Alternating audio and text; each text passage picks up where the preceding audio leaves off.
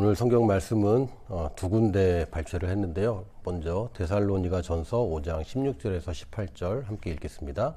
항상 기뻐하라. 쉬지 말고 기도하라. 범사에 감사하라. 이것이 그리스도 예수 안에서 너희를 향하신 하나님의 뜻이니라. 아멘.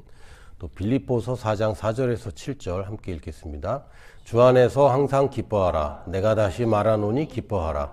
너희 관용을 모든 사람에게 알게 하라. 주께서 가까우시니라. 아무것도 염려하지 말고 다만 모든 일에 기도와 간구로 너희 구할 것을 감사함으로 하나님께 아뢰라. 그리하면 모든 지각에 뛰어난 하나님의 평강이 그리스도 예수 안에서 너희 마음과 생각을 지키시리라. 아멘. 오늘 데살로니가 전서랑 빌립보서는 거의 동일한 이야기들을 하고 있습니다. 제가 지난주에 빌립보서 4장 말씀을 함께 나눴는데 오늘은 데살로니가 전서를 중심으로 또 우리가 하나님의 평강에 대해서 좀 말씀을 나누려고 합니다. 첫 번째는 데살로니가 전서 5장 16절 그냥 항상 기뻐하라. 이게 그냥 한 절로 나눠져 있어요. 항상 기뻐하라. 이건 명령문입니다. 그래서 기뻐할 수 있다도 아니고 기뻐했으면 좋겠다고도 아니고 기뻐해라. 근데 하나님 기쁠 일이 없는데 어떻게 기뻐합니까? 라고 반문할 수 있지만 하나님이 우리가 못할 것을 명령하실 분은 아니죠. 그러면 그건 나쁜 사람입니다. 내 역량이 있고 우리의 능력이 제한이 있잖아요. 그런데 나한테 무리한 걸 시킨다. 그러면 악덕 고용주죠.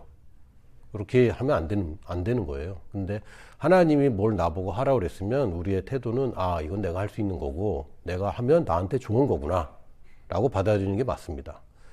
근데 항상 기뻐하라 그랬어요. 그러니까 상황과 상관없이 내 감정과 상관없이 기뻐하라 그랬는데 이거는 하나님이 나한테 기뻐하라고 명령하셨기 때문에 나는 기뻐한다 라고 내가 결정할 일입니다.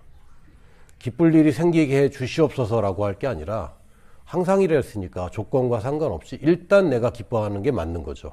그래서 기뻐하기로 나는 결정했다 라고 여러분이 말하기 시작하는 겁니다. 별로 기쁘지 않아요 라고 하더라도 여러분이 기도를 하거나 또는 예배에 참석하거나 또는 어떤 상황에서도 슬픈 생각이 들 수도 있고요. 또 자격지심이 들 수도 있고 걱정과 염려에 휩싸일 수도 있습니다. 근데 이때 딱 전환해야 되는 거죠. 다윗은 구약시대의 사람이었지만 이 전환을 굉장히 잘했습니다. 시편을 굉장히 많이 지었는데 시편을 보면 처음에는 막 우는 소리를 해요. 막 징징징 대고 나 죽겠어요. 하나님 모르세요? 나 지금 죽을 것 같은데 왜 나를 안 돌보세요? 막 징징대는 소리를 하다가 하소연하는 거죠. 그러다가 모드를 싹 바꿔서 그러나 내 영혼아 하나님을 송축할지어다 이러면서 자기가 자기 스스로에게 하나님을 찬양하고 기뻐해라 라고 막 말하기 시작하면서 나는 하나님을 신뢰하고 나는 기뻐한다. 원수가 나를 애워싸도 나는 두려워하지 않는다. 이렇게 이제 모두를 싹 전환을 잘합니다. 시편을 읽으면서 위로를 받는 분들이 꽤 많아요. 왜냐면 우리 상황이 비슷하니까. 기뻐하기를 결정했다라고 우리가 말하는 것은 다른 조건이 있는 게 아니라 주님의 명령이기 때문입니다. 저희 큰아들이 이제 군대에 가긴 했는데 퇴소식에 가서 이제 보고 하니까 퇴소식이라고 이제 부모님들이 쫙 와 있잖아요. 그러니까 각 잡고 걸어 나와서 경례하고 이렇게 구호 외치고 군가 부르고 이런 거를 보여주거든요. 근데 사실은 군가를 부모님 앞에서 불러줄 이유가 뭐가 있어? 그리고 그렇게 걸을 때 그렇게 각 잡고 걸을 이유가 뭐가 있고 경례할 때 이걸 다 맞춰야 되는 이유가 뭐가 있어요? 저도 군 생활했지만 군대에서는요 굉장히 불합리한 일들이 자행됩니다. 근데 불합리하다라는 것이 별로 의미가 없는 게 시키면 그냥 하는 게 군대거든요. 근데 하나님도 나한테 뭐라고 명령하면 그냥 나는 하는 거야 라고 생각하면 굉장히 편합니다. 이유도 우리도 합리적으로 또 이성도 발휘해야 되겠지만 하나님의 명령이 자명할 때는 그냥 하는 거야 라고 하는 것이 굉장히 큰 도움이 됩니다. 그래서 하나님이 기뻐하라고 그랬어. 그러니까 난 기뻐할 거야. 상황과 상관없이 이제 이해와 상관없이 또 감정과 상관없이 그걸 거절하고 하나님의 말씀을 듣기로 결정하는 겁니다. 이게 다시 말하면 내 중심을 바로하는 거예요. 나는 내 감정이 내 중심이 아니야. 이 상황이 내 인생의 중심이 아니야. 내 생명의 중심은 하나님께 있고 하나님의 말씀이 우선순위가 있고 그것이 더 강력한 명령이다.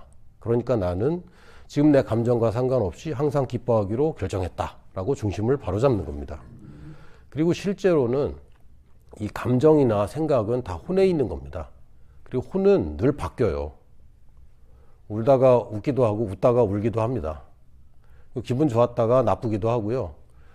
기분 참 좋았다가 누가 한마디 딱 했는데 그게 막 긁혀갖고 막 기분이 확 상하기도 하고, 기분이 참 안 좋았다가 참 우울했는데 막 걱정도 되고 막 힘들고 막 그러는데 그래도 애기 얼굴 보면 싹 바뀌기도 하고, 감정이라는 거는 계속 왔다 갔다 해서 절대로 중심이 돼서는 안 돼요. 혼에 있는 모든 것들은 절대로 중심이 돼서는 안 됩니다. 왜? 이거 자꾸 변하니까.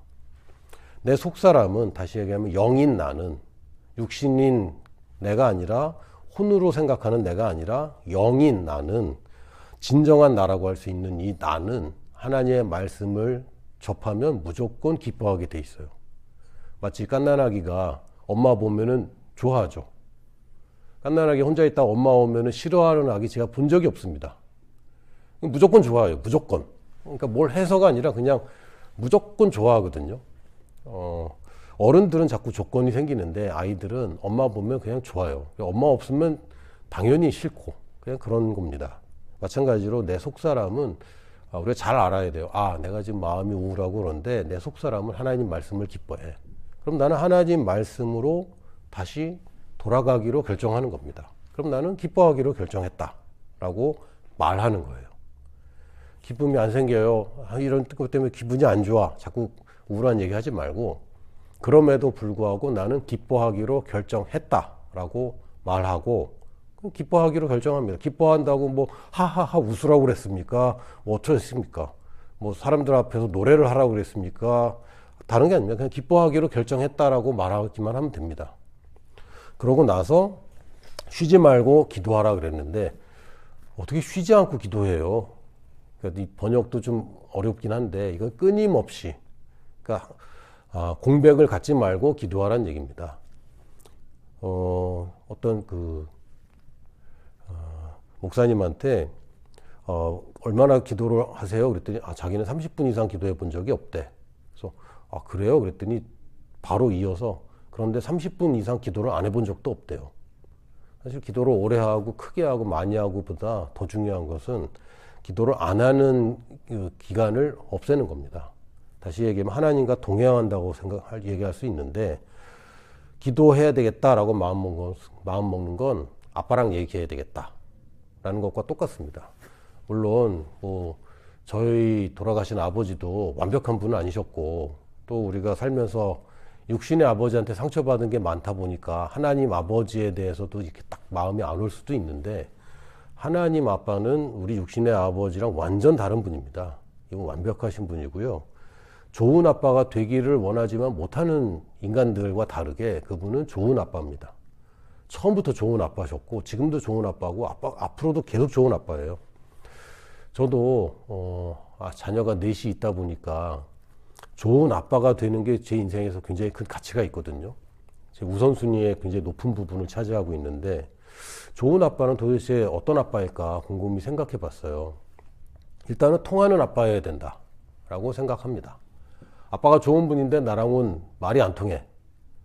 이건 제가 제 개인적인 경험에서 좀 그랬거든요. 저희 아버지, 돌아가신 아버지가 좋은 분이셨어요. 근데 나랑 잘 통했냐? 그건 아니었어. 너무 힘들었고, 나중에 말년에 라오스에서 1년 같이 사실 때는 저랑 참 통하는 부분도 많았고 서로 이해하는 좋은 기간이었는데, 그 전에는 특히 사춘기 때는 너무 안 통하는 거예요. 그러니까 서로 오해하고 서로 상처 주고 이런 일들이 참 많았습니다. 근데 좋은 아빠는 일단 잘 통해야 됩니다.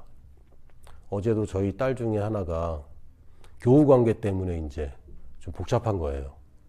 그래서 처음에는 다른 친구 얘기로 시작하다가 이제 자기 얘기까지 가서 뭐 이렇게 저런 얘기 하다가 막 저한테 막 솔직하게 얘기하고 또 얘기하다가 또 막 울어. 왜 울어? 그러면 괜히 눈물이 난대. 그래서 아빠랑 얘기하다가 아빠랑 얘기하는 것처럼 솔직하게 친구들한테도 그렇게 얘기를 하면 된다. 그랬더니 잘 안 된대. 아빠랑은 솔직하게 얘기할 수 있는데 친구랑은 잘 안 된대. 저는 이런 얘기를 한 번도 해본 적이 없거든요. 저희 아버지한테. 친구들이랑 솔직하게 얘기 못 하겠는데 아버지랑은 솔직하게 얘기할 수 있어요 라고 얘기를 해본 경험이 없어서 너무 생소하더라고요. 그 얘기 자체가. 근데 한편으로는 아직 어려서 그렇고 이제 사춘기 넘어가면 이제 친구들이랑 친해지고 아빠랑은 좀 멀어지겠죠. 그런데 하나님 아빠는 통하는 분입니다. 하나님은 하나님이기 때문에 나랑 멀고 나를 볼 때마다 어이구 이러는 분이 아니라 하나님은 나를 볼 때마다 아이고 요 녀석 이렇게 똑같은 아이고인데 완전 달라요. 그래서 우리가 애기 보면 아유 귀여워 막 이러잖아요. 근데 이제 큰애들이 말썽 부리고 막 아이고 막 이러는데 하나님의 아이고는 내가 예뻐서 그냥 귀여워서 아이고 하시는 분입니다. 그리고 하나님이 나한테 맞춰서 소통을 하기 때문에 어떤 사람들은 이렇게 응답받았다, 어떤 사람은 이렇게 인도받았다 그러는데 사람마다 너무 다른 거예요. 처음에 그게 너무 헷갈렸거든요. 어떤 사람들은 완전 구약식으로 접근하는데 또 인도를 잘 받아.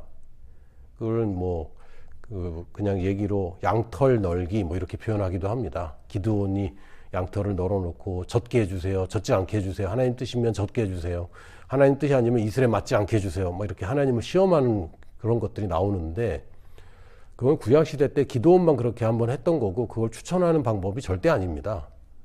근데도 사람들이 지금도 이제 많이 하고 있죠. 또는 교회에서 누구 이제 임명할 때 제비 뽑는 경우도 가끔 있더라고요. 근데 사도 중에 한 사람을 가룟 유다가 배신했기 때문에 사도 중에 한 사람, 둘 중에 한 사람을 뽑을 때 제비를 뽑긴 했지만 그것도 성경적으로 추천되는 방법이 아닙니다. 성령님 오시기 전에 구약시대에서 제비 뽑듯이 뽑았던 경우는 있어요. 연말 되면 말씀 뽑기 하고 뭐 이런 경우도 있거든요. 그게 그렇게 성경적인 건 아닙니다. 근데 또 말씀 뽑기 실제로 해보면 또 잘 맞아 또. 아니 하나님 인도받는 게 왜 이렇게 복잡하고 다양하고 막 지멋대로일까요? 라고 제가 고민해 본 적이 있는데 하나님이 우리한테 다 맞춰주세요. 그러니까 더 좋은 방법이 있긴 있습니다. 더 온전하고 더 실패 없는 방법들이 있긴 있지만 그러나 하나님은 그 방법을 고수하지 않고요. 나한테 늘 맞춰주세요. 가장 중요한 원칙을 어길 수는 없어요. 그러나 좋은 아빠는 그 법을 잘 지키는 아빠가 좋은 아빠는 아닌 것 같습니다. 굉장히 여유 있고 또 이렇게 완고하지 않고 부드럽고 또 경우에 따라서는 물러날 때 물러나고 또 더 줄 때 더 주고 하는 아빠가 좋은 아빠지 완고한 아빠는 좋은 아빠가 아닙니다. 하나님은 완고한 분이 아닙니다. 절대로 아닙니다. 근데 자꾸 성도들은 하나님은 완고하시고 타협이 안 되고 또 통하지 않고 하나님의 방법대로 안 하면 큰일 나고 물론 하나님 방법대로 하는 게 맞지만 그럼에도 불구하고 하나님은 늘 우리한테 맞춰주셨거든요. 그러니까 원칙을 고수하긴 하지만 정 안 되면은 또 이렇게 돌아가는 길도 내주셨습니다. 그래서 하나님은 통하는 분입니다. 내 사정을 너무 잘 아시고 내 수준을 너무 잘 알기 때문에 나한테 무리한 거를 절대 요구하지 않습니다. 통하는 아빠고요. 또 좋은 아빠 중에 어떤 아빠가 좋은 아빠일까 그랬더니 똑똑한 아빠가 좋은 아빠일 것 같아요. 아빠한테 물어봤는데 아빠가 몰라. 야, 그건 내가 모르겠다. 제가 이제 고등학생인 아들한테 입시 얘기에 대해서 저한테 물어보면 제가 참 답답해요. 왜? 난 잘 모르겠어요. 저희 세대랑 너무 달라졌고 지금은 내신에 뭐 학종에 뭐 논술에 너무 다양해져서 제가 그걸 경험해 보지 못했고 제가 입시 전문가가 아니라서 그런 부분에 대한 지식이 좀 부족합니다. 그런데 인생에 대해서 아빠가 적절한 조언을 해줄 수 있는 지식과 또 경험이 있을 때 이 아빠가 좋은 아빠겠죠. 또 아빠가 똑똑하긴 한데 도덕적으로 성품이 별로 안 좋아. 존경할 만하진 않아. 그럼 좋은 아빠가 아니겠죠. 아빠처럼 살고 싶다. 이런 아빠가 좋은 아빠입니다. 저도 자녀들이 만약에 아빠에 대해서 얘기한다면 난 아빠처럼 되고 싶어요 라는 말을 해준다면 저한테 가장 기쁠 것 같아요. 닮고 싶은 아빠가 좋은 아빠겠죠. 그리고 마지막으로는 가난한 아빠는 좋은 아빠가 아닙니다. 물론 뭐 가난하기 때문에 지금 상처도 있고 또 우리 한계가 있기 때문에 저도 물론 풍족하지 못할 때도 있었고 자녀들한테 자녀들이 원하는 걸 무조건 다 사주는 그런 아빠는 아니지만 이 가난한 아빠는 절대 좋은 아빠가 될 수 없어요. 자녀들의 요청을 거절할 수밖에 없고 자녀들을 그런 것을 포기시켜야 할 수밖에 없는 아빠라면 좋은 아빠가 아닙니다. 좋은 아빠가 내가 되고 싶은 아빠를 이렇게 한번 써봤는데 하나님 보니까 뭐 좋은 아빠가 분명해요. 하나님은 부자 아빠가 분명하고요. 똑똑한 거는 뭐 말할 것도 없고 존경스러운 거는 뭐 말할 필요도 없습니다. 거기다가 소통의 달인이시죠. 오죽하면 하나님 입장에서 인간이라는 거 얼마나 격차가 큰데도 그렇게 소통을 계속 해오시잖아요. 눈높이도 맞춰주시고. 그래서 좋은 아빠 밑에서 사랑받는 자녀는요, 걱정이 없어요. 근데 사랑받는 것은 아빠한테 달려있는 게 아닙니다. 우리한테, 자신한테 달려있어요. 아빠가 사랑하는 거는 그냥 정해져 있는 것이고 그 사랑을 얼마나 누리는가, 요거는 사실은 우리가 하기 나름입니다. 가만 보면 둘째, 셋째들이 좀 독립심이 좀 강한 것 같고요. 막내가 아빠의 사랑받는 법을 좀 아는 것 같아요. 얘가 뭐 가르쳐서 하는 게 아니라 그냥 본능적으로 그런 거를 잘 하는 것 같습니다. 근데 저도 둘째라서 그런지 좀 독립적이거든요. 가만 보면 아빠가 줄 게 참 많은데 요청도 안 하고 나 혼자 그냥 다 해결하고 사는 거죠. 그건 미련한 짓입니다. 왜요? 걱정하고 염려할 수밖에 없어요. 내 힘으로 사는 인생은 결국은 걱정거리밖에 없어요. 내 힘으로 살아야 되는데 걱정이 없다. 그건 둘 중에 하나입니다. 어리석든지 아니면 걱정이 없는 걸 가장하고 있든지 거짓말쟁이든지 둘 중에 하나입니다. 인생을 홀로 사는 것은 두려울 수밖에 없어요. 그런데 좋은 아빠가 있고 그 사랑받는 자녀들은요, 걱정을 하는 게 이상한 거죠. 그래서 아빠 쉬지 말고 기도하라는 얘기는 기도해야 돼 막 이런 우리한테 요구하고 힘들어하는 그런 모습을 하나님 요구하시는 게 아니라 아니, 나랑 계속 얘기해. 내가 들어줄 거야. 내가 도와줄 거고 나라는 좋은 아빠가 있는데 왜 자꾸 혼자 사냐. 그러니까 언제든지 기도해라 라고 표현한다면 딱 맞을 것 같습니다. 언제든지 아무 때나 우리는 기도합니다. 그리고 소통하는 거죠. 사실 인생에서 그 답은요, 굉장히 가까이에 있어요. 아주 가까이에 있습니다. 우리 인생에 있는 여러 가지 문제점들, 또 해결하지 못할 것 같은 것들이 사실은 가까이에 있고요. 다른 사람 눈엔 잘 보이는데 자기 눈에 잘 안 보일 때가 많죠. 다른 사람이 볼 때는 이거 이렇게 하면 되는데, 그냥 용서하면 되는데, 저도 이제 한 주간에 저랑 친한 한 친구를 만나서 저랑 좀 나보다 어린 동생을 만나서 이런저런 얘기를 했는데, 이 친구가 이제 배신을 당한 거죠. 일종의 사업을 같이 하다가 배신을 당해서 막 자기 팔다리가 잘린 것 같은 느낌이고 막 너무 어렵다는 거예요. 근데 사실은 답은 굉장히 간단해요. 지나간 건 지나간 거고 그 사람에 대해서 분노라든지 이런 거 용서해버리면 되는 겁니다. 그쵸? 근데 본인한테는 이게 너무 힘든 거야. 근데 사실은 답은 가까이 있고요. 그 답을 내가 내 답으로 인정하는 것은 결국 누구한테 좋은 겁니까? 나한테 좋은 겁니다. 로마서 10장 8절에 보면 그러면 무엇을 말하느냐? 말씀이 내게 가까워 내 입에 있으면 내 마음에 있다 하였으니 곧 우리가 전파하는 믿음의 말씀이라. 말씀이 내게 가까우면 사실은 걱정할 거리가 없어져요. 거기 답이 있기 때문에. 근데 그 말씀이 어디에 있어야 된다고 합니까? 내 입에 있으며 내 마음에 있다. 그러니까 어디가 먼저입니까? 내 입에다 먼저 두는 게 먼저입니다. 그러니까 답을 내 입에다 두면요, 여러분 감정과 상관없어요. 그냥 말하기 시작하면 그 말대로 모든 것이 움직이게 됩니다. 나는 기뻐하기로 결정했다라고 말하면서 내 마음에 기쁨이 이제 생기기 시작하는 거예요. 말로 우리 감정을 다스리는 겁니다.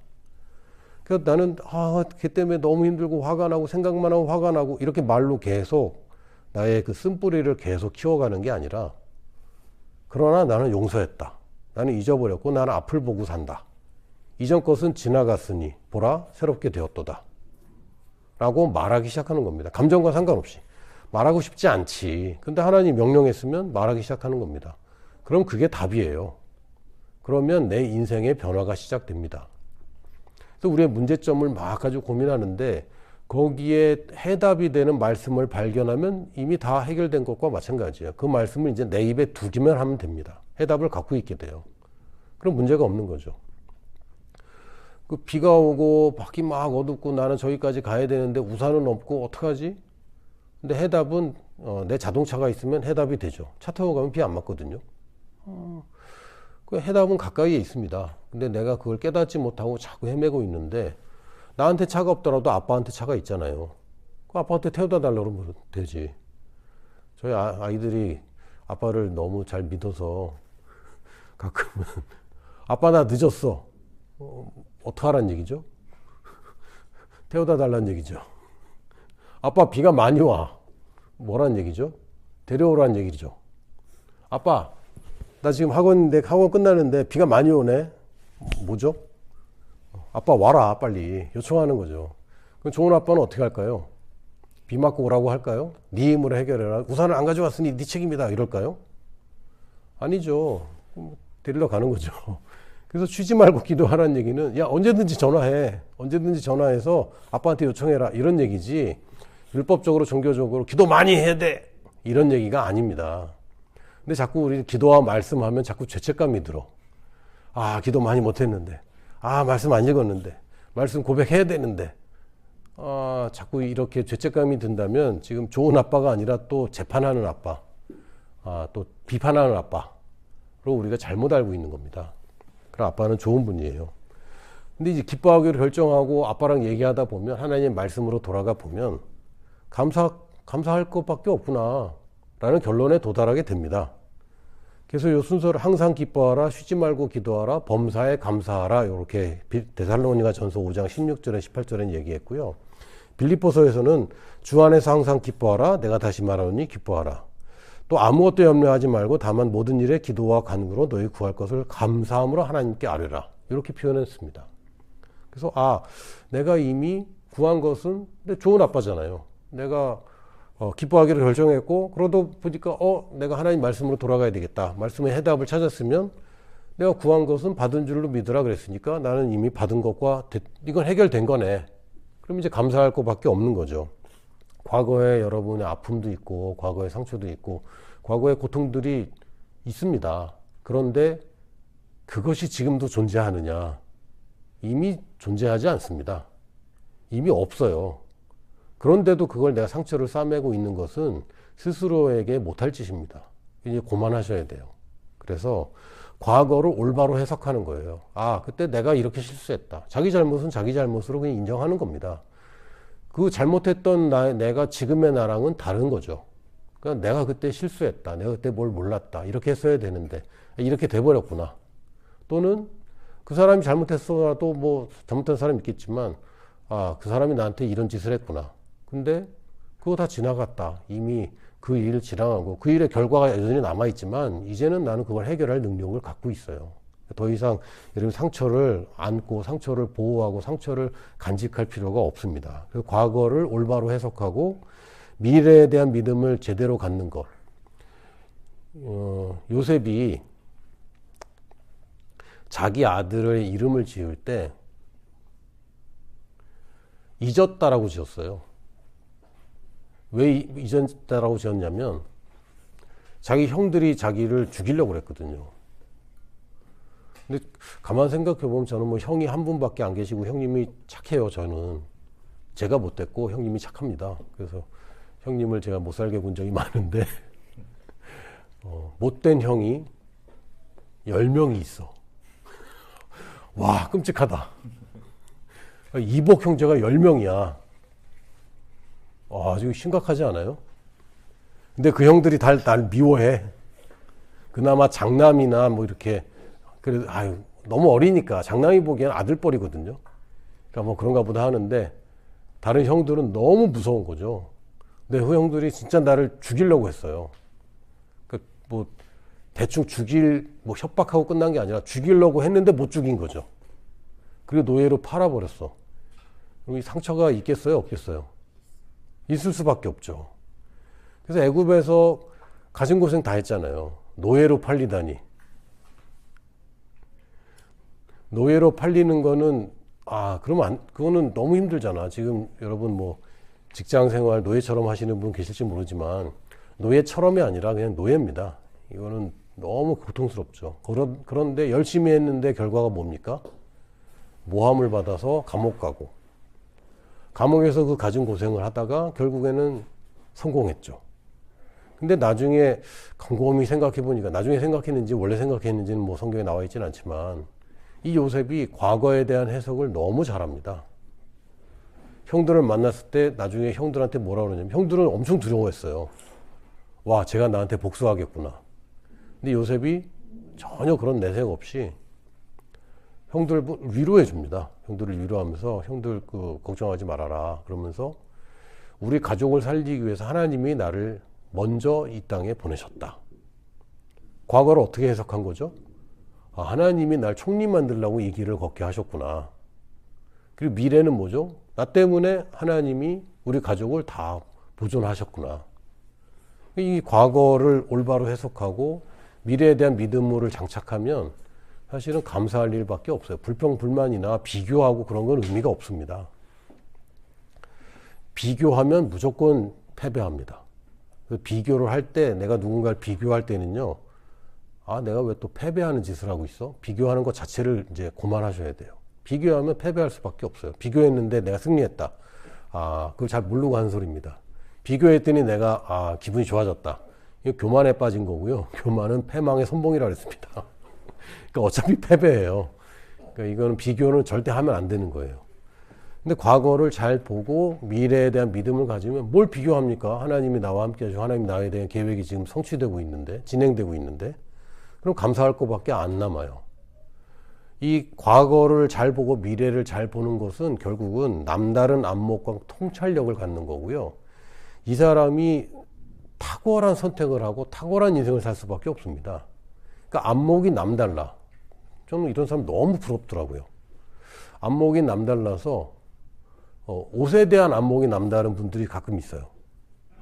제가 아는 분 중에 고성준 목사님이라고 계세요. 실명 얘기하면 안 되나?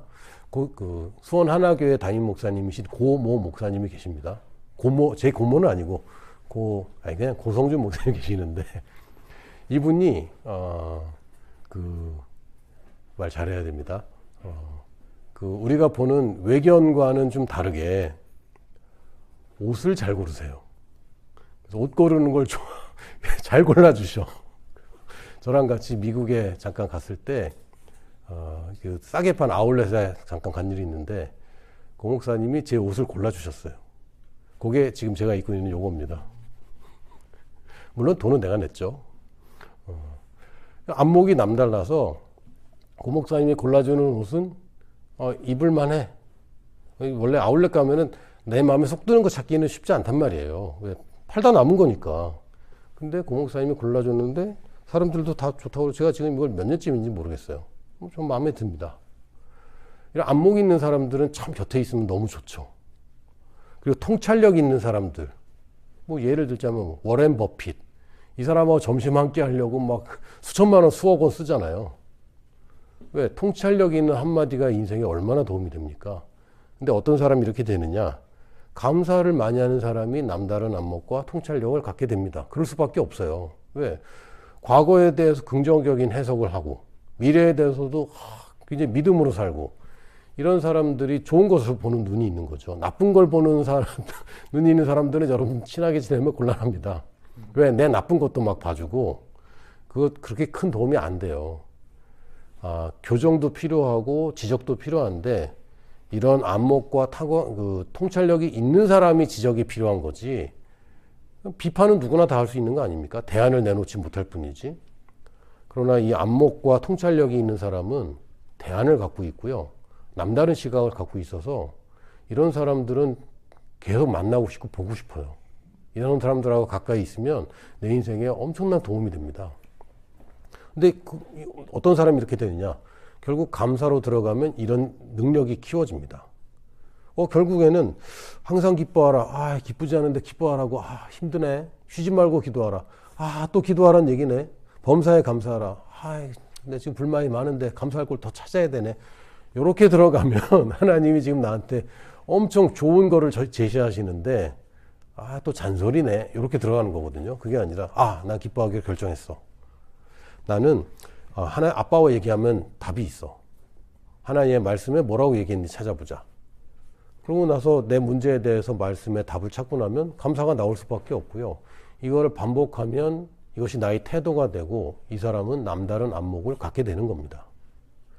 요셉 같은 경우가 아까 얘기했지만 남다른 안목을 갖고 있죠.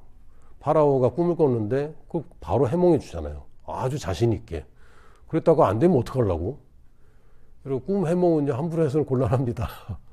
근데 7년 동안 풍년과 7년 동안 흉년을 정확하게 해석을 해줬고 거기에 덧붙여서 그러면 어떻게 준비를 해야 되는가까지 요셉이 다 답을 갖고 있는 거죠. 이런 사람이 되는 것을 하나님이 우리한테 기대하고 계세요. 결국에는 이렇게 되면 우리가 평강을 갖게 됩니다. 평강은 지난주에도 말씀드렸지만 헬라어로는 에이레네라는 단어이고 그냥 마음이 편안하다 또는 그냥 화목하다, 둘이 그냥 화평을 맺었다 이 정도 수준이 아니라 온전히 하나 된 상태, 부족함이 없는 상태, 꽉 들어찬 상태, 이게 평강입니다. 그래서 이게 이제 파생된 의미가 조화, 그러니까 삶이 조화를 이루는 것, 이게 평강인 거예요. 또 번영, 그러니까 재정적으로 부족함이 있다, 이건 평강이 아닙니다. 절대 평강이 아닙니다. 그러니까 돈이 없어도 가난해도 평안해, 아닙니다. 그거는 성경적인 그 표현이 아닙니다. 지금은 없지만 하나님이 나한테 예비해 두신 것이 있고 하나님의 공급을 믿고 있기 때문에 나는 지금 평안하고 당연히 앞으로 평강이 따라오니까 난 번영할 수밖에 없어. 이게 하나님이 제시하시는 평강입니다. 먹고 살 수만 있으면 됐지 다른 걸로 다 만족하고 사세요. 먹고 살 수만 있으면 좋은 일은 못해요. 나만 먹고 사는 거지. 남을 어떻게 돕습니까? 이 번영은 하나님의 약속이고 하나님이 자녀에게 주시는 당연히 공급되는 것입니다. 사람들이 그걸 도둑맞고 있으면서 자족하는 법을 배웠다라고 얘기한다면 물론 자족하는 법은 다른 얘기인데 이걸 헷갈리면 곤란합니다. 그래서 평강에는 번영이 들어가 있고 건강도 들어 있습니다. 맨날 몸이 아픈데 어떻게 평강해? 그건 아니죠. 그러나 병이 틈탈 수는 있지만 나는 치유받기 때문에 평강할 수 있습니다. 나를 향한 하나님의 뜻은 평강입니다. 뭐 다르게 얘기할 게 아니라 나를 향한 하나님의 뜻은 나 자신을, 나의 개인적인 인생을 향한 하나님의 뜻은 한마디로 한다면 평강입니다. 이 땅에서 내가 사는데 부족하고 힘들고 고생하고 사는 건 하나님 뜻이 아니에요. 어느 아버지가 자녀가 고생하길 원합니까? 아닙니다. 물론 제가 아들이 군대 간다고 그럴 때 제가 만약에 왕국의 왕이라면 제 아들 군대 안 보내겠죠. 근데 뭐 제 능력에 바뀌고 당연히 국민으로서 또 법으로 그렇게 돼 있기 때문에 뭐 군대를 가는 건데 제가 아들이 가서 고생하는 걸 제가 원할까요? 절대 원하지 않습니다. 눈이 많이 오는 바람에 제 아들 생각이 많이 났어요. 저는 군 생활하면서 제일 힘들었던 것 중에 하나가 눈 치우는 거였거든요. 근데 눈이 많이 오면은 이제 아들 생각이 나죠. 아이고 또 눈 치우겠구나. 올겨울엔 눈이 많이 안 왔으면 좋겠다. 근데 어느 아버지가 고생하구나, 잘됐다, 이런 아버지는 없습니다. 특히 좋은 아버지라면 이건 말도 안 되는 거예요.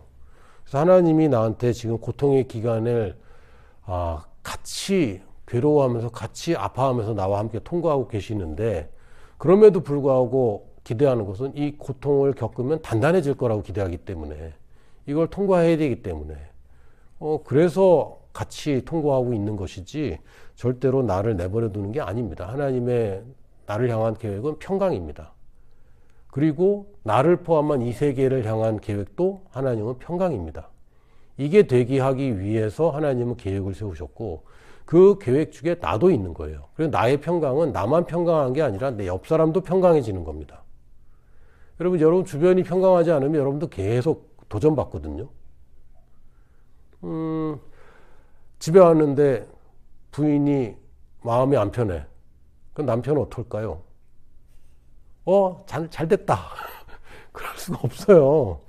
가족 중에 누가 하나 불편하면요, 다 불편해요. 그렇죠? 그러니까 나만 평강한 거는 말이 안 되고, 그건 존재할 수 없고요. 내가 평강하면서 나를 만나는 모든 사람들이 평강해지는 것. 이게 하나님의 계획입니다. 그래서 하나님의 명령은요, 나보고 가라는 거예요. 왜? 나의 평강이 나한테만 있지 않고 내가 가서 만나면 그 사람도 내 평강에 오염되거든. 오염? 나쁘네. 전염. 이것도 별로네. 영향을 받고 평강이 흘러가고 그 사람을 물들이거든요. 그러니까 내가 할 일은 가서 뭘 어떻게 이 사람을 바꿀까 하는 게 아니라 하나님은 가라는 거예요. 가면 무조건 평강은 전염되니까. 내가 평강하지 않으니까 지금 전염이 안 되고 있고, 가라는 명령을 안 들으니까 지금 선교가 제대로 안 돌아가고 있다고 저는 믿습니다. 근데 내가 평강한 것을 경험하고 살고 있으면 내가 어딜 가든 사람들한테 평강을 끼칠 수 있어요. 물론 모든 사람이 내가 전하는 평강을 받아들이냐, 그건 아닙니다만 일단 내가 평강을 끼칠 수 있다는 거죠. 그래서 여러분은 담대하게 사람들을 만나는 일을 계획하십시오. 어떻게 저 사람을 설득할까, 가서 무슨 얘기를 할까, 어떻게 도와줄까, 그런 거는 가면 다 되게 되어 있습니다. 크게 걱정하지 마시고 내가 누구를 좀 만나서 평강을 전해줄까, 이걸 고민하는 겁니다. 전도라는 건 영접을 시켰을 때 전도가 아니라 여러분의 평강이 전달되면 그것이 전도입니다. 꼭 하나님 말씀에 뭐 이렇게 가르치거나 우리가 배운 복음을 전하는 복음에 달달달 외워서 전하는 게 아니더라도 일단 내가 평강한 거, 그리고 내가 가서 그들에게 평강을 전하는 것, 이게 하나님의 뜻입니다. 그러기 위해서 예수님이 오셨어요. 이사야서 9장 6절에서 7절을 보면 예수님 태어나기 수천 년 전에 이미 예언이 있었거든요. 이는 한 아기가 우리에게 낳고, 예수 그리스도를 얘기합니다. 한 아들을 우리에게 주신 바 되었는데, 이게 한 아들 그러면 좀 마음이 타고 하는, 하나뿐인 아들 그러면 바로 와닿죠. 하나뿐인 아들을 우리에게 주신 바 되었는데 그의 어깨에는 정사라고 표현했는데 이거 다스림이란 뜻입니다. government란 뜻이고요. 다스림을 메웠고 그의 이름은 기묘자라. 또 번역이 왜 이거 안 바꿨는지 모르겠어요. 다시 바꿨는데도 옛날 표현은 너무 많이 쓰는데 원더풀을 야 기묘하다 이러질 않잖아요. 원더풀 그러면 뭡니까?